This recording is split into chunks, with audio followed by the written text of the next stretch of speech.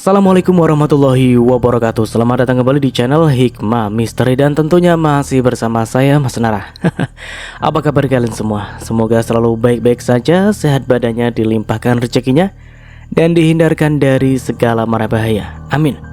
Di kesempatan kali ini saya akan menceritakan sebuah cerita drama rumah tangga dengan judul Pembunuh Anakku, melanjutkan dari part sebelumnya. Oke, seperti biasa sebelum ke ceritanya, bagi kalian yang belum subscribe channel ini, silahkan bisa subscribe dulu lah. Dan aktifkan lonceng notifikasinya agar kalian tidak ketinggalan cerita menarik dari channel Hikmah Misteri yang akan selalu menggetarkan hati kalian. Dan jangan lupa juga untuk share and like tentunya, agar Mas Nara lebih semangat lagi untuk menghibur kalian. Oke, kalau sudah, terima kasih, and so just try keep up with me.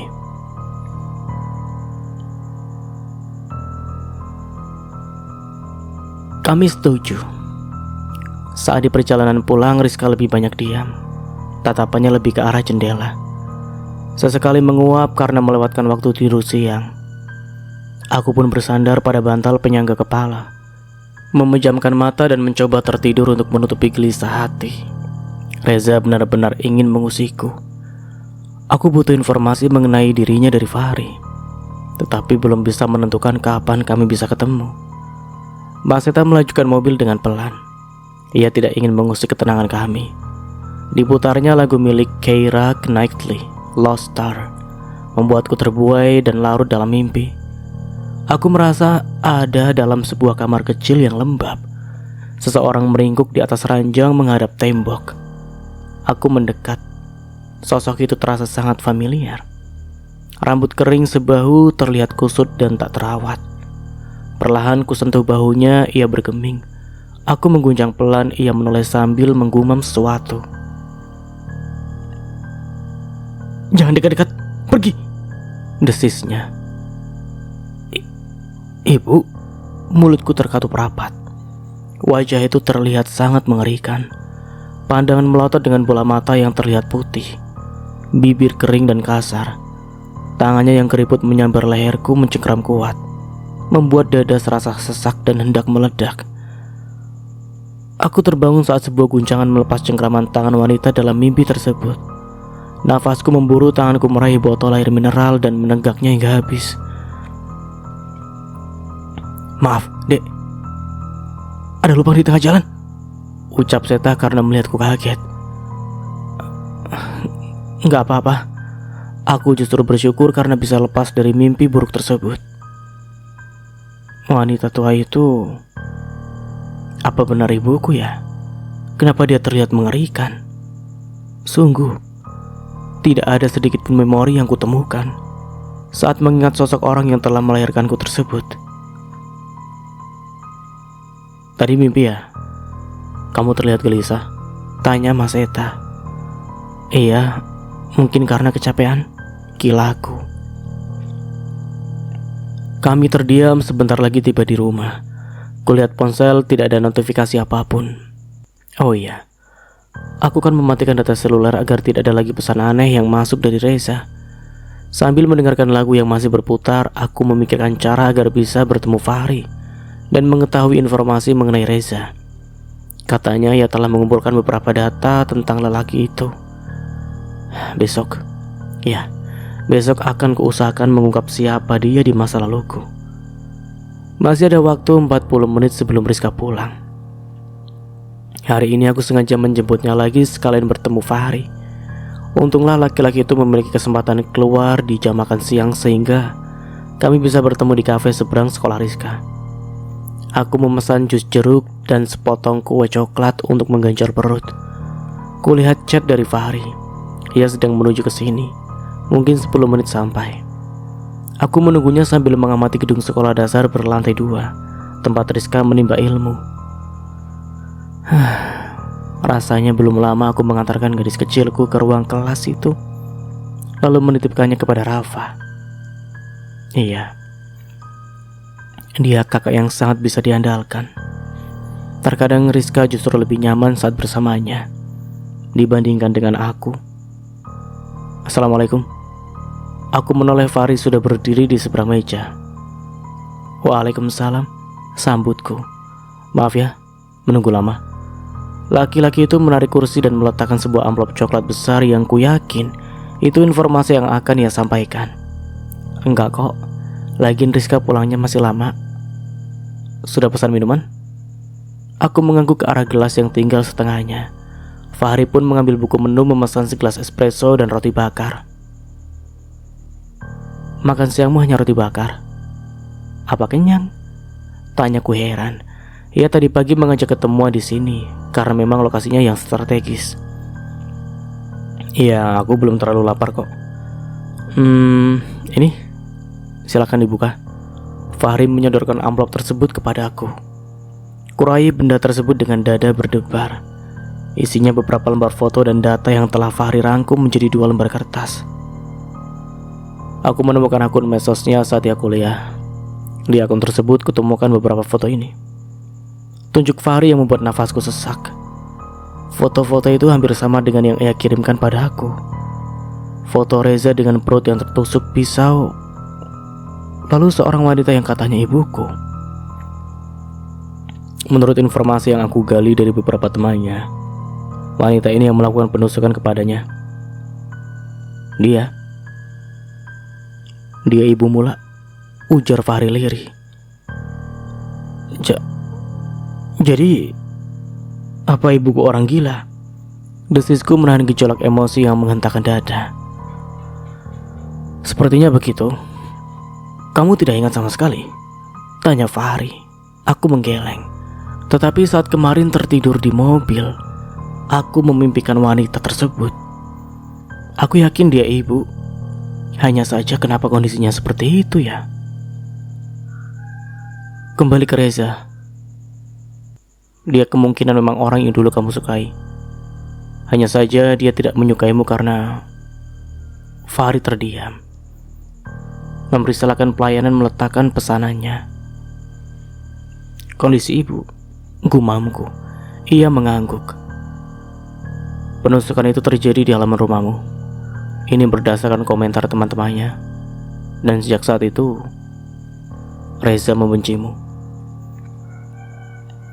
Kalau memang Reza tidak menyukaiku, kenapa dia bisa ada di rumah? Coba kamu baca ini. Tunjuk Fahri. Ku baca kutipan sebuah berita yang terjadi sekitar 12 tahun lalu. Seorang pemuda ditusuk oleh wanita yang diduga mengalami gangguan jiwa. Awalnya pemuda berinisial R tersebut berniat mengantarkan pulang putri dan wanita bersama H tersebut.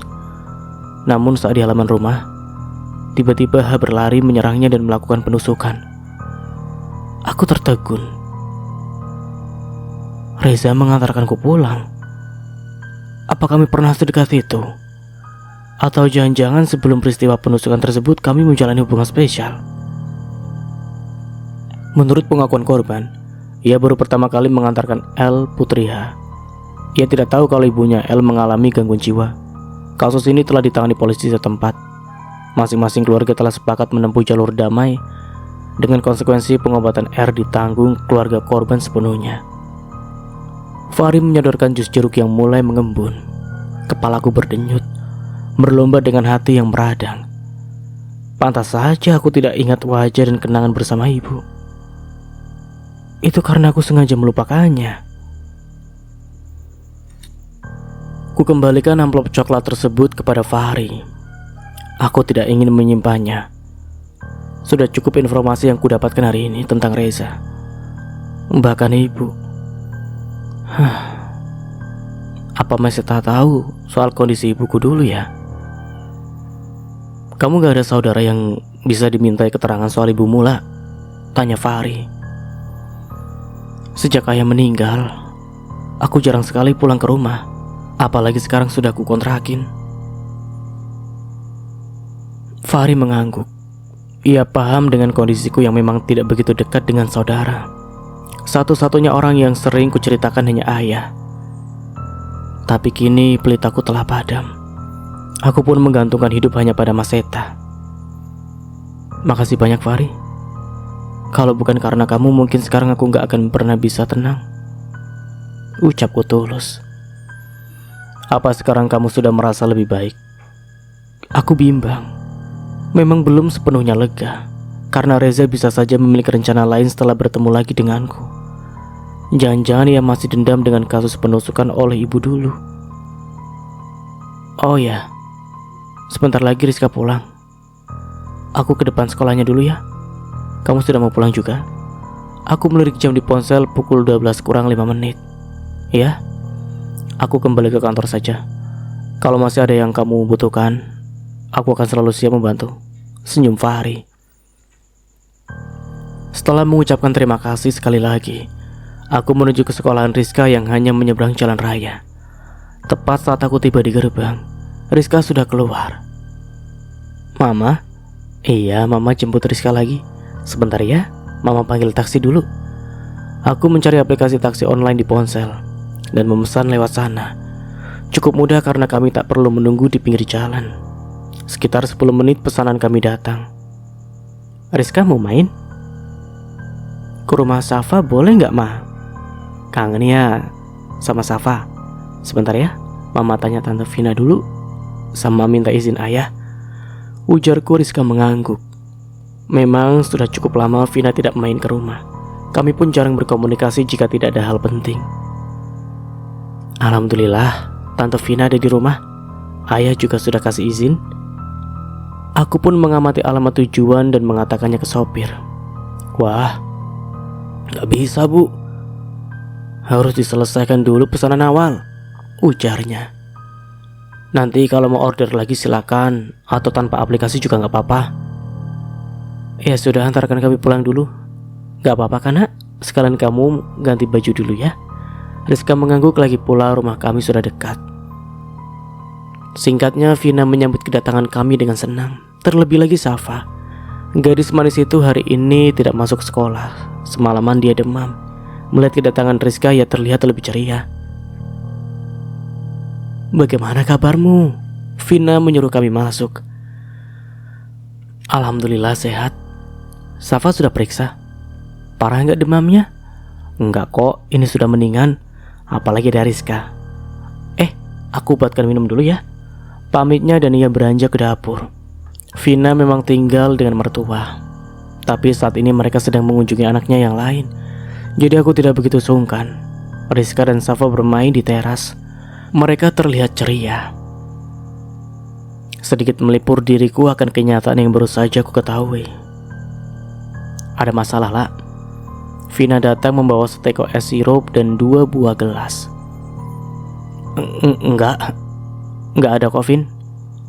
Tapi wajahmu terlihat kusut. Apa ada masalah dengan mertua atau kakak iparmu? Selidik Vina yang memang sangat peka akan perubahan air mukaku. Bukan soal mereka kok. Oh iya, Vin, aku mau tanya, apa kamu tahu kalau aku skizo? Tanyaku lirih.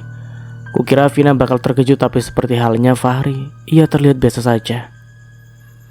Ya, suamimu pernah cerita kok. Bahkan kamu pernah gak mengenaliku selama beberapa waktu. Katanya akibat amnesia global sementara yang kamu alami pasca kecelakaan. Tutur Vina membuatku terperanjat. Jadi Vina pun sudah tahu. Pasti ini akibat terjatuh dari tangga seperti yang Mas Eta katakan pada waktu itu. Tapi katanya kamu sudah sembuh. Sudah beberapa tahun terakhir tidak pernah kambuh kan? Tanya Vina menatapku prihatin. Enggak, Vin. Sebenarnya beberapa bulan belakangan penyakit itu kambuh lagi. Apalagi semenjak Rafa meninggal, desakku.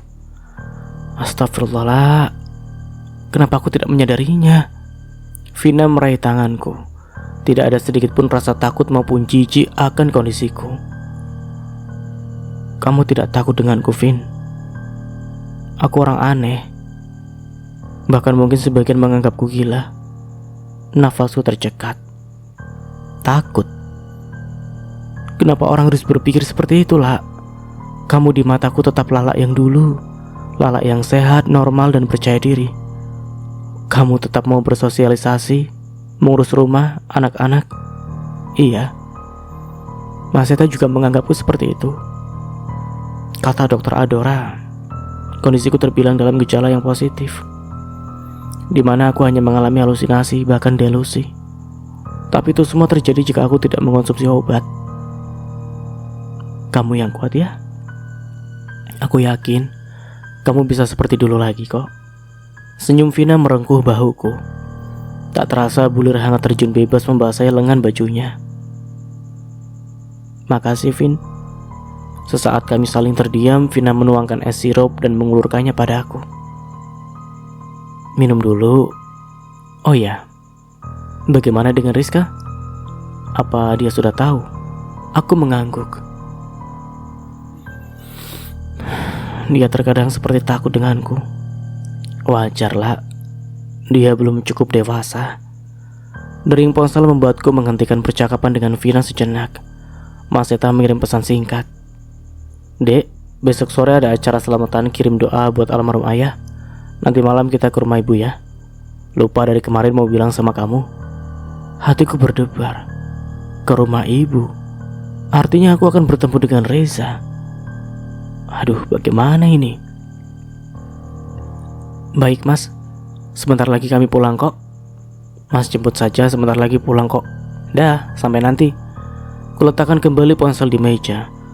Vina sedang ke dapur, pandanganku beralih ke foto pernikahan mereka yang tergantung di dinding. Cukup besar wajah Vina dan Bima terlihat berseri-seri. Begitupun keluarganya. Andai foto kami juga terpajang di rumah ibu seperti itu. Batinku. Rizka tertawa diiringi Safa. Aku penasaran apa yang mereka lakukan di teras ya. Kalian main apa? Tanyaku mendekat. Ini tante, masa Rizka gambar monster katanya itu. Siapa tadi Riz? Safa menggamit lengan Rizka. Bude Sari. Gumam Rizka yang membuatku tercengang. Masa Bude Sari kayak monster? Emang kenapa? Aku berusaha tenang dan menahan tawa. Galak, jutek, nyebelin, decak Rizka. Gak boleh gitu ya. Bagaimanapun Bude Sari itu kakaknya ayah. Kalau dia monster, masa ayah adiknya monster?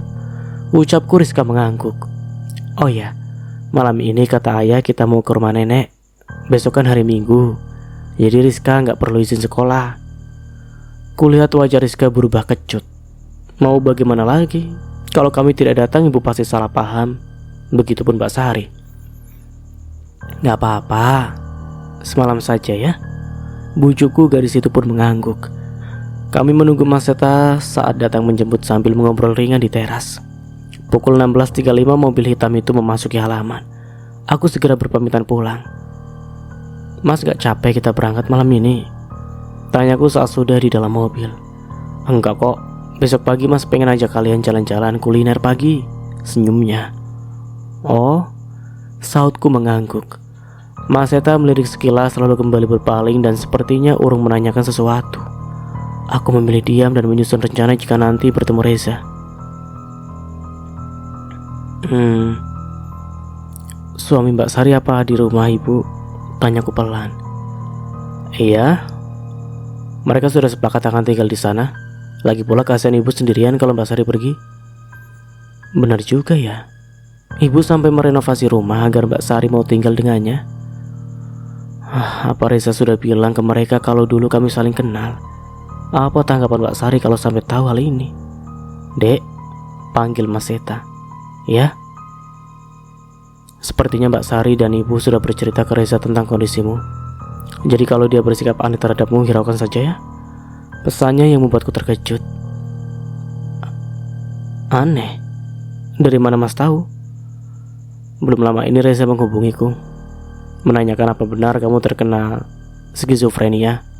Ya mas jawab jujur aja, takutnya malah bikin salah paham. Apa?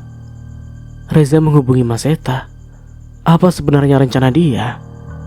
Fahri bilang semua tergantung ingatanku. Informasi mengenai Reza hanya sebatas berita penusukan itu. Jadi aku sendiri yang harus mengingat masa lalu tersebut. Sebatas apa hubunganku dengan laki-laki tersebut?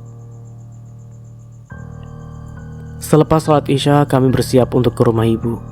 Beberapa kali Rizka menguap. Tadi siang ia tak sempat tidur karena main ke rumah Syafa. Aku kasihan melihatnya. Rencana ke rumah ibu terlalu mendadak. Walau sebenarnya jarak kami cukup dekat, sekitar 2 jam perjalanan menggunakan mobil dengan kecepatan sedang. Rizka udah ngantuk. Mas Seta mengusap kepalanya saat kami hendak masuk ke mobil. Iya ya. Ya sudah, tidur saja dalam mobil ya. Rizka mengangguk. Ia memeluk boneka panda kesayangannya yang akan dijadikan bantal saat di perjalanan. Obatnya bawa semua, Dek. Bawa aja semuanya, Dek, pesan Mas Seta saat aku memeriksa isi tas jinjing. Iya sudah. Setelah memastikan pintu terkunci dengan benar, kami pun akhirnya berangkat. Jika tidak ada halangan sebelum jam 12 malam kami akan sudah tiba. Semoga saja Mbak Sari dan suaminya sudah tidur. Aku sangat canggung jika nanti harus berhadapan dengan mereka. Mas, besok pagi kita pagi-pagi banget ya jalan-jalannya. Kalau bisa setelah subuh langsung berangkat, cetusku. Kenapa, Dek? Aku menghela nafas. Tidak mungkin kan aku bilang agar tidak berlama-lama berhadapan dengan Reza. Aku belum bisa menjelaskan soal dirinya sebelum menemukan ingatan dulu yang menghilang. Informasi dari Fahri belum cukup untuk membuktikan bahwa kami hanya saling kenal di masa lalu. Gak apa-apa, aku cuma pengen merasakan kembali udara pagi Jogja setelah sekian lama. Ucapku. Mas Seta mengangguk. Ia sepertinya tidak curiga soal apapun. Syukurlah. Tidur dulu saja, Dek. Kalau memang mengantuk, nanti Mas bangunkan kalau sudah sampai. Nanggung Mas, biar aku temani kamu menyetir. Mas Seta memutar sebuah lagu milik Maroon 5, Good Night. Entah kenapa, aku hafal beberapa lirik dari lagu tersebut. Bahkan judulnya langsung terlintas saat mendengar musik di awal, seolah sudah sering mendengarnya. Kupejamkan mata sambil menyanyikan lagu tersebut dalam hati. Tiba-tiba jantung berdebar, tercium aroma kopi susu yang sangat familiar. Ini seperti minuman yang kubuat saat Mbak Sari dan Reza datang. Tapi kenapa aku harus memikirkannya ya? Aku terus terfikirkan hal itu. Apa dulu aku tahu tentang minuman itu?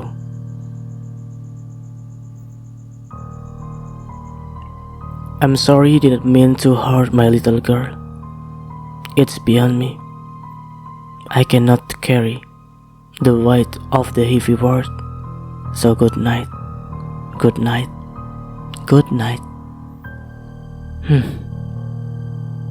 Panggilan lirik tersebut melemparkanku ke sebuah suasana kafe. Wangi ruangan yang didominasi oleh aroma kopi, musik yang mengalun teratur. Lalu sosok hangat itu.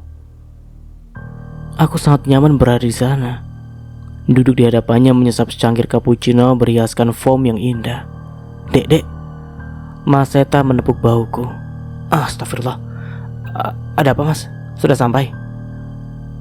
Bukan. Masih lihat kamu tertidur tapi gelisah, takutnya gak nyaman dengan posisi itu, ujarnya sambil mengupas sebungkus permen dengan gigi. Sini, aku kupasin. Pintaku meraih bungkus permen berwarna coklat tersebut. Permen kopi susu. Aromanya sangat enak. Apa mungkin wangi ini yang tadi masuk ke dalam mimpiku ya? Mas Seta menyerahkan 3 bungkus permen lain untukku seraya berujar. Permen kopi katanya bisa mengatasi rasa kantuk loh. Aku mengupas satu. Rasanya mirip sekali dengan kopi susu asli. Perpaduan manisnya susu dan pahit kopi membuatku kembali termenung. Ada apa dengan kopi susu ini ya? Mau makan sesuatu, Dek? Aku menatap sekitar, barangkali ada yang menarik selera. Mas Seta menyetir dengan sangat pelan di sisi kiri. Itu serabi pandan kayaknya enak, Mas. Tunjukku ke sisi kanan jalan. Dari dalam mobil aku membayangkan aroma manis dan gurih serabi dengan saus gula merah. Boleh, kita putar dulu ya. Kami menunggu pesanan di dalam mobil dengan kaca terbuka. Mas Seta memesan cukup banyak. Katanya mungkin saja Mbak Sari dan yang lain belum tidur. Setelah membayar kami melanjutkan perjalanan. Suasana sekitar mulai sepi, namun Mas Seta tetap melajukan mobil dengan hati-hati. Semakin mendekati rumah ibu, jantungku kian bertalu. Ini bagaimana ya? Ibu membukakan pintu dengan wajah kuyu. Sepertinya sudah tertidur lelap dan terbangun saat mendengar suara klakson. Sudah tidur, Bu? Mas Seta mencium punggung tangannya, diiringi aku dan Rizka yang dalam kondisi setengah sadar. Iya, kamu malam banget datangnya. Iya, Bu, nunggu jalan sepi. Mbak Sari sama Mas Reza sudah tidur? Gak tahu. Biasanya belum. Sudah, Ibu mau tidur lagi? Seta bawa serabi. Ibu gak mau makan dulu? Ibu urung masuk kamar dan menyambut bungkusan yang Seta bawa. Aku mengantarkan Rizka ke kamar kami, lalu menunggunya kembali terlelap. Kutajamkan telinga, siapa tahu mendengar suara iparku terbangun. Perasaan gugup ini membuat perut tidak nyaman. Aku pun ke kamar mandi melewati Mas Seta dan ibu yang sedang mengobrol di dapur. Rizka tidur lagi, Dek?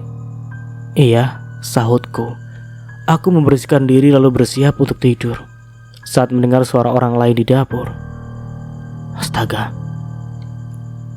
Reza. Nyaliku seketika menciut. Rasanya ingin berlama-lama di kamar mandi dan menunggu orang itu pergi. Dek, gantian dong, seru Mas Seta. Aku pura-pura memainkan air dan gayung agar ia tahu urusanku belum selesai. Sebentar Mas. Terpaksa cuci muka dan sikat gigi yang niatnya ku lakukan lama harus selesai. Aku membuka pintu pelan. Lama banget, Dek. Mandi. Aku menggeleng dan membiarkan Mas Seta masuk. Beberapa saat aku masih mematung di depan kamar mandi, mendengarkan dengan seksama apakah Reza masih ada di sana. Hening. Mungkin ia sudah kembali ke kamar. Atau tadi aku yang salah dengar. Perlahan aku menoleh ke arah meja makan, setengah terkejut karena sosok itu pun menatap ke arahku. Dengan sungkan aku mengangguk dan beranjak melewatinya menuju kamar depan. Tapi dia mencekal lenganku. Di mana ibu?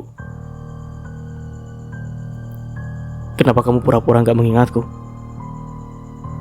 Bukankah dulu kamu bilang tidak ingin kehilanganku? Apa? Aku benar-benar tidak ingat. Oh, apa ini karena penyakit gilamu? Beruntung banget kamu ya.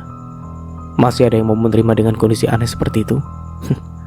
Ejek Reza membuatku merasakan dada yang terbakar. Jangan asal bicara kamu, geramku. Aku gak asal bicara. Ibu dan Sari sudah cerita kalau kamu yang membunuh anaknya Seta, ya kan? Hah? Rafa. Ya, iya Rafa. Kalimat Reza seolah sembilu berbalur cuka yang menyayat luka lama. Aku mengatur nafas setenang mungkin. Jangan sampai ada keributan di tengah malam ini. Mau kamu apa? Tanyaku sinis. Mungkin aku tidak perlu terus menunduk di hadapannya agar ia tidak makin menjadi. Nah, begitu dong. Angkat muka. Gak usah sok gak kenal. Aku cuma mau main-main denganmu. Lucu sekali. Anak orang gila yang dulunya mengejar-ngejar aku sekarang malah jadi sesama ipar. Reza menyeringai, entahlah kenapa aku bergidik melihatnya. "Ma," panggilan Rizka menyadarkanku. Bergegas ku tinggalkan Reza tanpa menoleh lagi ke arahnya. "Kenapa nak?" Aku memasuki kamar dan melihat Rizka terduduk di tepi ranjang. Iya, kamar kami sekarang diberi satu ranjang dan kasur busa entah milik siapa. Spring bed kami tentu saja masih di kamar Mbak Sari. "Panas, gatel," rengek Rizka. Memang benar kamar kami jadi serasa sempit, pengap dan gerah. Rizka menggaruk lehernya dengan wajah masam. Rizka mau ke kamar mandi. Ada ayah di sana loh, ujarku mengalihkan perhatian. Ia mengangguk dan bergegas keluar. Kurebahkan badan yang penat dengan hati yang gelisah. Reza sepertinya laki-laki tidak waras, tapi kenapa aku dulu menyukainya ya? Tak lama Mas Seta dan Rizka masuk. Anak itu masih cemberut meski telah membasuh muka. Aku mengusap kepalanya. "Mama kipasin ya tidurnya. Nanti mama capek." "Enggak kok, sini sebelah mama." Aku merobek kardus dan menjadikannya kipas untuk Rizka. "Rizka kenapa dek?" bisik Mas Seta. "Gerah sama gatal," sautku sedikit ketus. Meski bukan salah Mas Seta, entah kenapa aku kesal kepadanya. "No, kalau sempit biar Mas tidur di lantai saja ya," ujarnya lalu mengambil bantal dan merebahkan diri di lantai yang keras. "Jangan Mas, kamu pasti capek, biar aku saja yang di bawah." "Sudah gak apa-apa, Mas kan sekarang gemuk, takutnya roboh itu ranjang." Tawanya aku tersenyum kecut. Sebalik juga sih, kenapa kami harus tidur di ranjang usang? Malam berlalu sangat lambat. Meski penat, aku tak bisa terlelap. Sesekali terbangun karena Rizka menendang atau menggeliat, sedang Mas Seta tertidur dengan menggelung diri. Kasihan. Pasti lantai tidak nyaman untuk merebahkan diri. Aku tidak pernah menyangka Mbak Sari akan menikah dengan orang dari masa laluku. Meski aku belum bisa mengingatnya dengan baik, tapi sepertinya memang dulu aku menyukai Reza. Entah dengan dirinya, aroma kopi susu yang selalu mengacaukan hati dan pikiran, salah satu bukti bahwa kami pernah cukup dekat. Bahkan di berita yang Fahri temukan kemarin, Reza sempat mengantarkanku pulang. Paginya aku sempat bangun terlambat. Mas Seta sedang memanaskan mobil dan Rizka sudah bersiap. Aku bergegas sholat subuh lalu mengganti baju. Kenapa gak bangunin mama, nak? Tanyaku ke Rizka yang duduk di teras. Mama lelah banget, kata ayah biarkan dulu. Ah iya ya. Aku tertidur menjelang dini hari. Sekarang mataku masih sangat berat, tapi aku tidak ingin berlama-lama di dalam kamar. Ayo berangkat, ajakku. Aku ikut dong. Mbak Sari mengucek mata sambil menguap. Aku menoleh dengan was-was. Ya sudah, siap-siap dulu mbak, kami tunggu, ucap Mas Seta tanpa meminta persetujuan kami. Aku mencebik dan bergegas masuk ke mobil sambil menuntun Rizka. Rizka duduk di depan saja sama mama, pintanya saat tahu Mbak Sari pun ikut. Sempit gak apa-apa, tanyaku. Ia mengangguk. Kami pun berangkat meski sudah kesiangan. Rencana awal berangkat setengah 6, karena menunggu Mbak Sari jadi mundur 30 menit. Kulihat Reza di ambang pintu menatap kami. Syukurlah ia tidak ikut. Aku bisa santai menikmati pagi tanpa harus bertegur sapa dengannya. Kami menikmati nasi gudeg dan segelas teh manis hangat di pinggir jalan. Rizka yang merasa aneh dengan makanan khas Jogja ini lebih memilih bubur ayam dengan sate jeroan. Mbak Sari tidak banyak bicara. Biasanya ia yang paling tidak bisa diam, apalagi jika dengan Mas Seta. Mbak sakit? Tanyaku berbahasa basi. Enggak. Villa tempat kalian menginap waktu bulan madu kemarin bagus banget. Berapa sewanya? Tanya Mas Seta sambil meraih gelas teh yang masih mengepulkan asap. Mbak Sari tak menjawab. Wajahnya terlihat kusut dan muram. Aku menyekut Mas Seta, ia menggedikkan bahu. Seta, kamu tahu gak siapa mantannya Reza? Ucap Mbak Sari sejurus kemudian. Aku yang sedang minum nyaris tersedak. Enggak lah. Enggak mbak. Kenal Reza? Mas Reza saja baru kemarin pas kalian mau nikah. Geleng Mas Seta. Mbak Sari terlihat makin kesal. Aku juga gak tahu, tapi sepertinya ia masih berhubungan sama mantannya, dicak wanita bertubuh ramping tersebut. Memangnya kenapa? Beberapa waktu lalu dia ketahuan mengirim pesan ke seseorang. Waktu aku tanya dia langsung menghapusnya. Bukankah itu mencurigakan?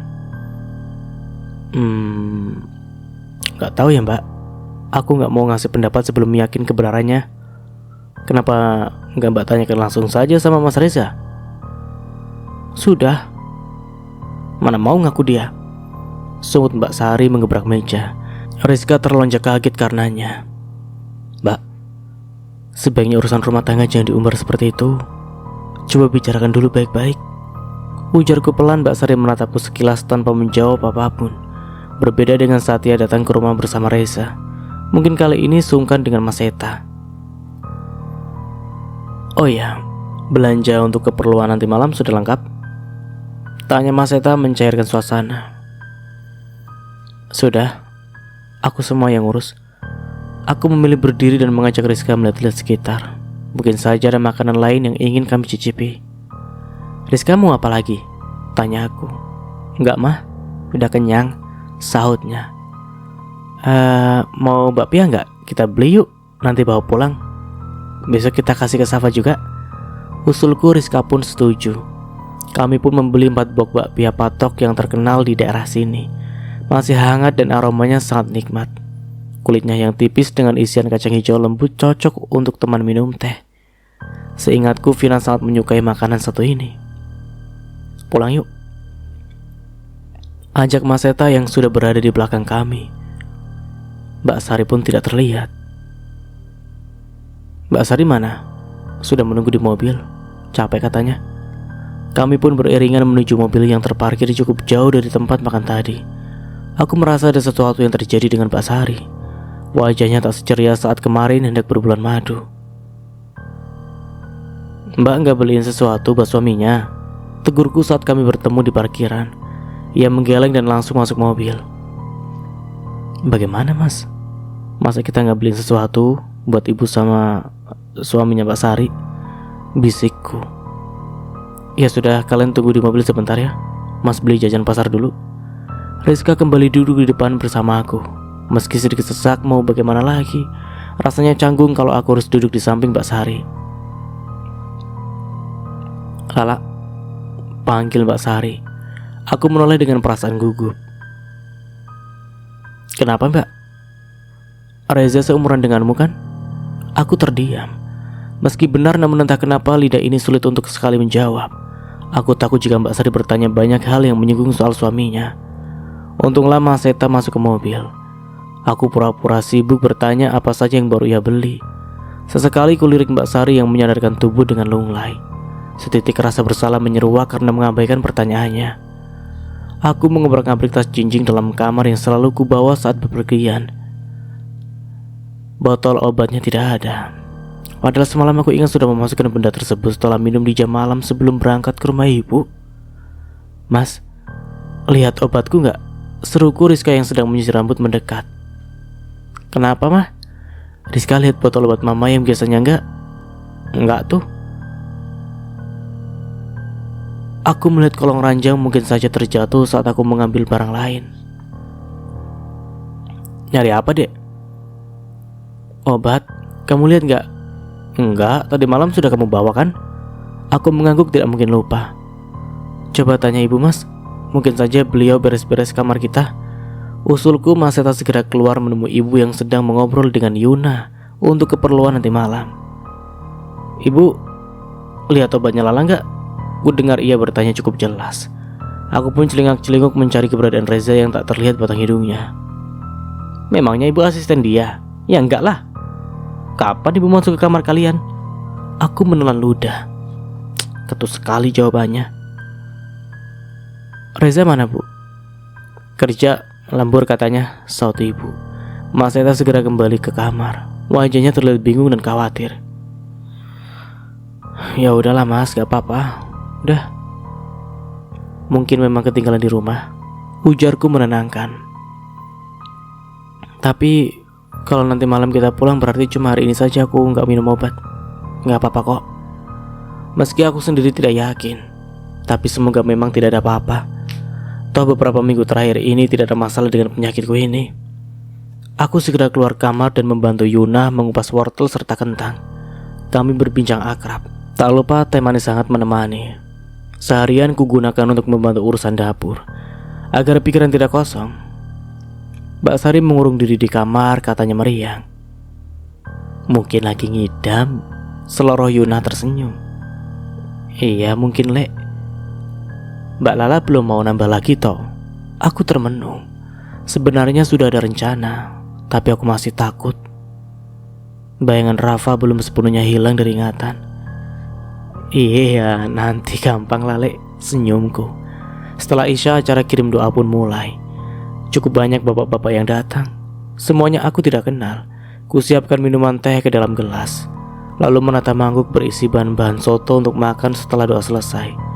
Selesai acara, Mas Seta menghampiriku yang sedang menata gelas setelah dicuci oleh Yuna. Wajahnya terlihat mengantuk. Dek, kalau kita pulang besok subuh saja bagaimana? Mas ngantuk banget, ujarnya sambil menguap. Kulihat Rizka juga sudah masuk ke kamar. Iya gak apa-apa. Rizka sudah tidur? Sepertinya sudah. Mbak Lala kalau capek tidur aja, biar saya saja yang selesaikan, ujar Yuna. Di ruang depan ibu sedang melipat tikar dibantu Mas Seta yang urung masuk ke kamar. Ini hampir selesai lek, makasih ya. Pukul 9 semuanya sudah beres. Yuna pamit pulang dijemput suaminya. Aku segera membersihkan diri, lalu menyusul Mas Seta dan Rizka. Reza belum pulang sejak tadi pagi. Entah apa pekerjaan dia, tetapi bisa-bisanya laki-laki itu tidak hadir di acara doa untuk almarhum ayah mertuanya. Dan sampai di sini dulu ceritanya. Nantikan kelanjutan ceritanya di part berikutnya. Dari saya mohon maaf bila ada salah kata atau dalam penyampaian cerita. Akhir kata, wassalamualaikum warahmatullahi wabarakatuh. Sampai jumpa di video berikutnya and see you. Bye bye.